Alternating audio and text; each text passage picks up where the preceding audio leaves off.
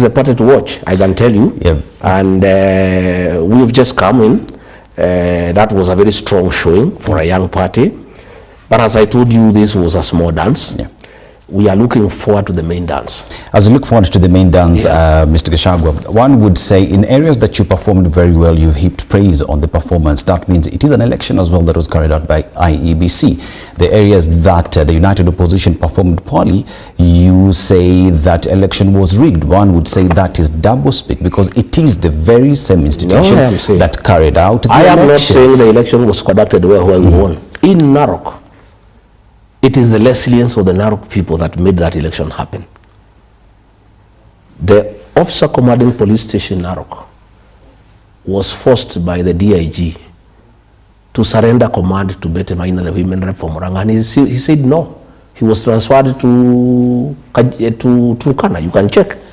The OCS Narok was transferred on the 24th, 2 days before the elections, because he was being told to cede police command to a member of parliament, and he said he cannot.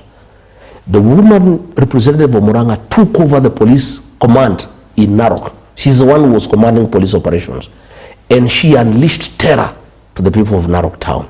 People were beaten up, people were injured, but the people were resilient. And especially when I went there forcibly, when the police were stopping me, when live ammunition was fired at my car, when stones were raining on me, and I was very brave and courageous, I give people the impetus and the courage that they should not be intimidated.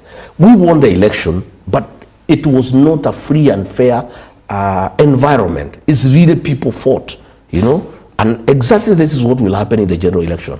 I have no doubt in my mind. Kenyans will not agree to be suppressed by goons and police in 2027.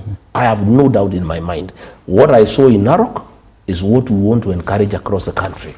In Kariobangi, there was a lot of violence and voter suppression.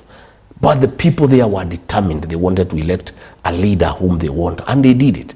In Kisa, there was a lot of violence. So I am not saying that in areas where DCP won, it was a fair contest. It wasn't. They won against many odds. In fact, in Narok, if there was no voter suppression, our candidate who got 6,000 votes would have gotten 12,000. But there was a lot of voter suppression, you know, intimidating women and young people to make sure that they don't go to vote. So what I'm saying is, why I'm not worried as a leader in this country, it is possible to intimidate people in a by-election using goons and police. It is not possible to do so during the general election. There are not enough goons to intimidate people in the country. Every goon will be in his constituency, and he will be dealt with by the local people. The police will have no capacity to escort goons to cause mayhem, because in a general election you need 2 police officers in every polling station. We have 45,000 polling stations in Kenya. You need 90,000 police officers.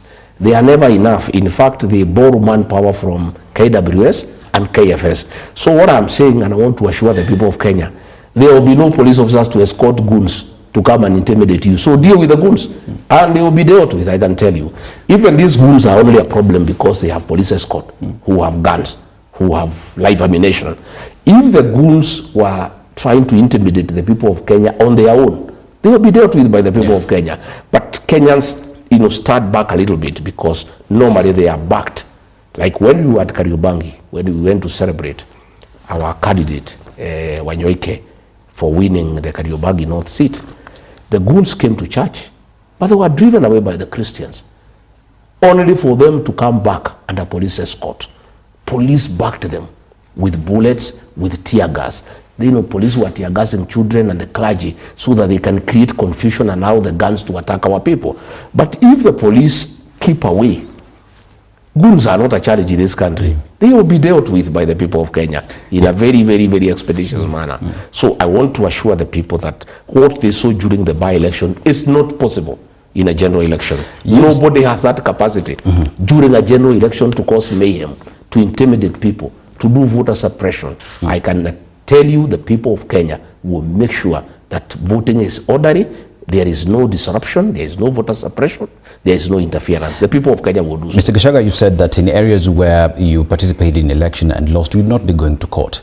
And in other areas where, say, DP in Bere, that is, you've distanced yourself, whether they want